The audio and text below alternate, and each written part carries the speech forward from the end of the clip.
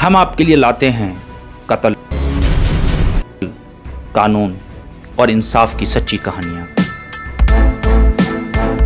हम आपको बताते हैं corporate law, trademark, tech law के दिलचस्प वाकयात। आपको सुनाते हैं दुनिया में दिलचस्प मुकदमात की रुदात।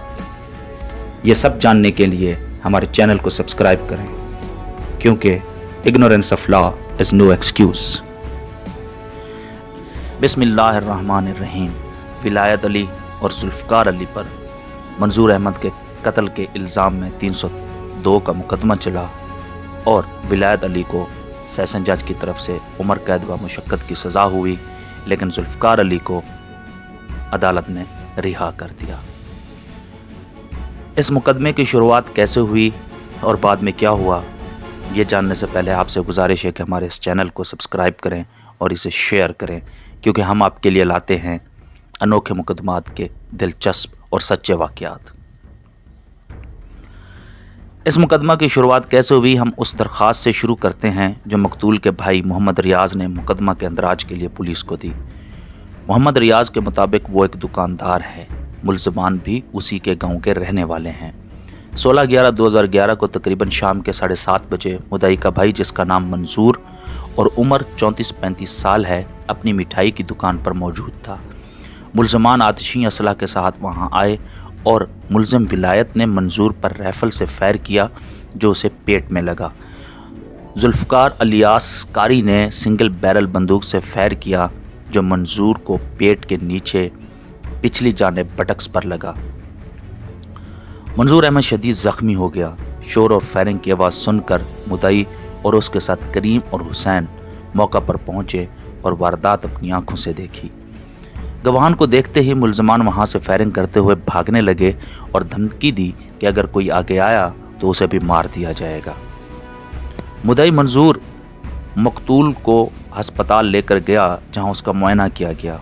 उसके बाद मंसूर अहमद को सिविल अस्पताल मुंतकिल किया गया, लेकिन 10/12/2011 को मंसूर ज़ख्मों की ताब ना लाते हुए इस दुनिया से चल बचा। इलाका के मुअज़्ज़िज़ीन कोई कानूनी कार्रवाई ना करने पर मजबूर किया, इसलिए कोई कानूनी कार्रवाई ना करते हुए मुदई ने अपने भाई मंसूर को दफन कर दिया।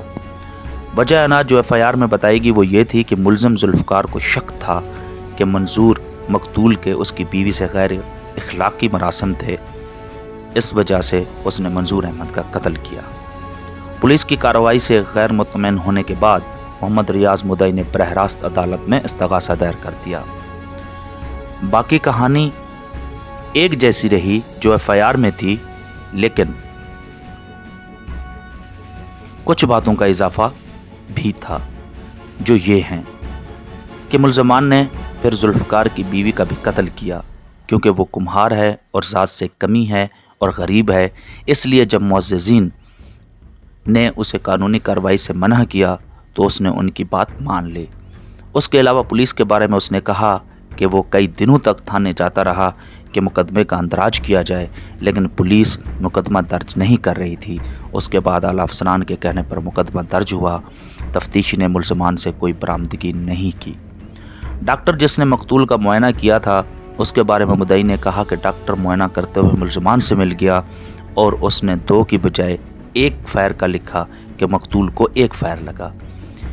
ये वो हालात व वाक़यात थे जिस पर सेशन जज ने जुल्फ़कार को रिहा करते हुए विलायत अली को उम्र कैद की सज़ा सुनाई। विलायत अली क्योंकि खुद को बेगुनाह समझता था, इसलिए उसने हाई कोर्ट में अपील दायर कर दी। अब जो कुछ इस कहानी में था, यानी मुकदमे के असल हक़ाइक़, वो वकीलों की बहस और हाई कोर्ट के फैसले से सामने आएंगे। विलायत अली के वकील ने हाई कोर्ट में दलाइल दिए कि मुल्ज़िम को इस मुकदमे में जानबूझकर फंसाया गया है। FIR के मुताबिक वक़ुआ 50 दिन बाद मुकदमे के अंदराज के लिए दरख्वास्त दी गई और मकतूल की वफ़ात के 26 दिन बाद, जिसकी कोई ठोस वजह नहीं बताई गई, और इसके बाद कोई 9 माह बाद इस्तग़ासा दायर किया गया, जिसमें मुदई ने कहा कि जुल्फ़कार अली ने सिंगल बैरल से फायर किया था, जो मकतूल को पेट के नीचे लगा। लेकिन अदालत ने जब जुल्फ़कार को बरी किया तो उस बरीयत के खिलाफ कोई अपील दायर नहीं की गई। जो शहादत एक मुल्ज़िम के लिए काफ़ी नहीं समझी गई, वही शहादत साथी मुल्ज़िम की सज़ा के लिए कैसे काफ़ी समझी जा सकती है। ज़बानी शहादत में और मेडिकल शहादत में खुला तजाद है, क्योंकि FIR और बयान के मुताबिक मकतूल पर 2 फायर हुए थे, लेकिन डॉक्टर के मुताबिक मकतूल के जिस्म पर सिर्फ 1 जख्म था। FIR में मुद्दई ने कहा था कि उसने करीम और हुसैन ने ये वाक़या देखा था, लेकिन इस्तगासा में मुद्दई ने नाम तब्दील कर लिए और कहा कि उसके साथ नदीम और हुसैन शामिल थे। वजह अनात को साबित करने के लिए मुद्दई ने कोई गवाह पेश नहीं किया। वलायत अली से कोई असला बरामद नहीं हुआ। इन तमाम हालात को देखते हुए वकील ने अदालत से इस्तदा की कि मुलज़िम को रिहा किया जाए। दूसरी तरफ सरकारी और मुद्दई के वकील ने अदालत में दलाइल दिए कि मुकदमा दर्ज कराने में देर की वजह मुद्दई ने बयान कर दी है कि उसे मुअज़्ज़ज़ीन के कहने पर कार्रवाई नहीं की। उसके अलावा पुलिस ने भी मुकदमा दर्ज न करने में ताख़ीर की।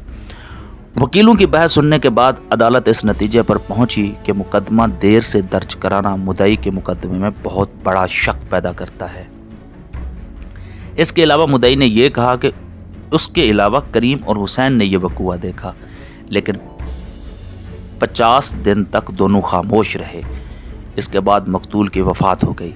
फिर 26 दिन तक किसी ने भी पुलिस को अंदराज मुकदमा की दरख्वास्त नहीं दी। फिर 50 दिन के बाद मुद्दई पुलिस के पास गया और 9 माह के बाद इस्तगासा दायर किया और मजिस्ट्रेट को कब्र कुशाई की दरख्वास्त भी दी, क्योंकि पहले उसने भाई को बगैर पोस्टमार्टम के ही दफना दिया था। मुद्दई ने FIR और इस्तगासा में गवाहन को भी बदल दिया।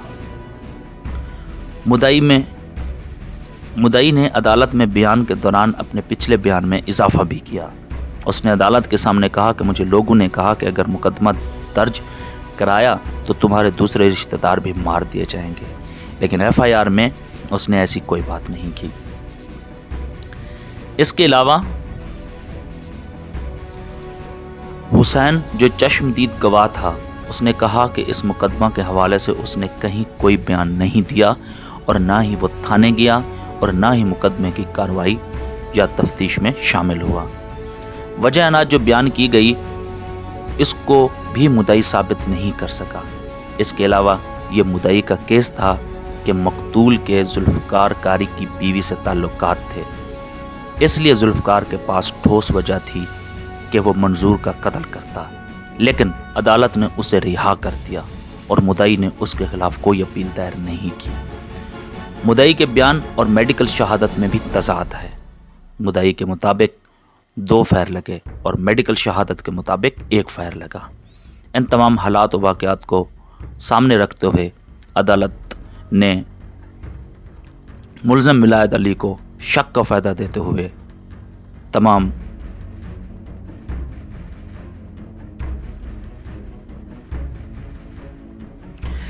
इन तमाम हालात और वाक़यात को सामने रखते हुए अदालत इस नतीजे पर पहुंची कि मुद्दई अपना केस साबित करने में नाकाम रहा, इसलिए मुलज़िम को शक का फ़ायदा देते हुए अदालत ने मुलज़िम को रिहा कर दिया।